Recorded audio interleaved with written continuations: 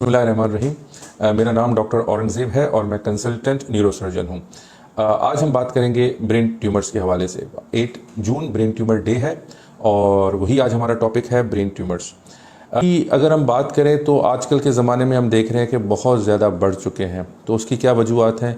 Most common जो वजूहत brain tumours की देखी गई हैं वो है जेनेटिक्स की वजह से, रेडिएशन की वजह से बहुत ज़्यादा ब्रेन ट्यूमर्स बढ़ गए हैं और ख़ास तौर पे खाद की वजह से। तो ये 3 मोस्ट कॉमन वजूहत हैं ब्रेन ट्यूमर के बढ़ने की। ब्रेन ट्यूमर 2 किस्म के होते हैं अमूमन हम देखते हैं, एक बेनाइन एक मैलिग्नेंट। बेनाइन ट्यूमर्स अगर हम बात करें तो स्लो ग्रोइंग हैं, वक्त के साथ ग्रो होते हैं, काफ़ी टाइम लेते हैं, मे बी सालों के हिसाब से।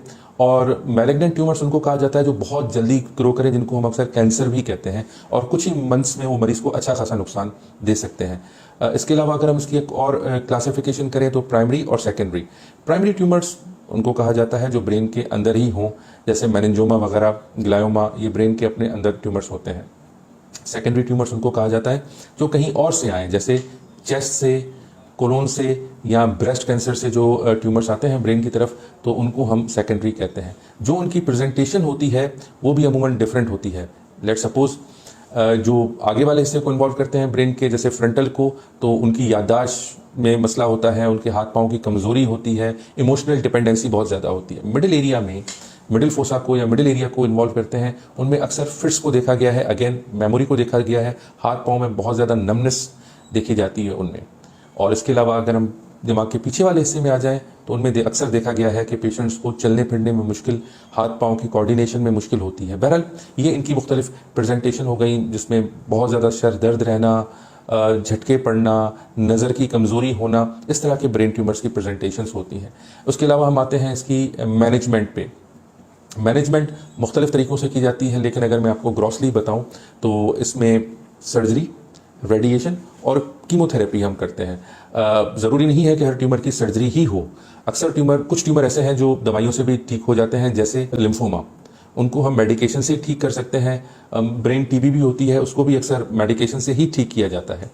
कुछ ट्यूमर ऐसे होते हैं जिनमें सर्जरी की जाती है, आइदर उसमें बायोप्सी की कभी ज़रूरत पड़ती है कि हमने सिर्फ बायोप्सी कर दी उसकी, या फिर उसमें जो है हम ट्यूमर को पूरा निकाल देते हैं। अक्सर जो बेनाइन ट्यूमर्स होते हैं जिनकी स्लो ग्रोथ होती है, अक्सर उनको पूरा निकाला जाता है। कुछ ट्यूमर्स जो हसास एरियाज के बहुत करीब हों, उनकी हम मैक्सिमम सेफ रिसेक्शन करते हैं ताकि मरीज को कोई नुकसान ना हो, मरीज को बिना नुकसान पहुंचाए जितना आराम से ट्यूमर निकल सकता है हम उसको निकालते हैं। That is maximum safe resection. बाकी जो थोड़ा बहुत ट्यूमर बचा है, that goes on radiation and chemotherapy.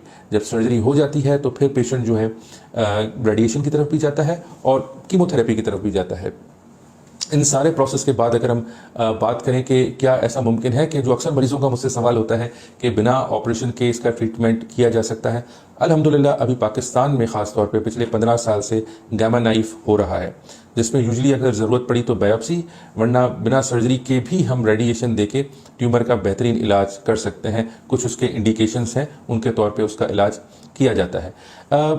इस इलाज के अलावा पेशेंट को इमोशनली फैमिली की बहुत ज़्यादा ज़रूरत होती है।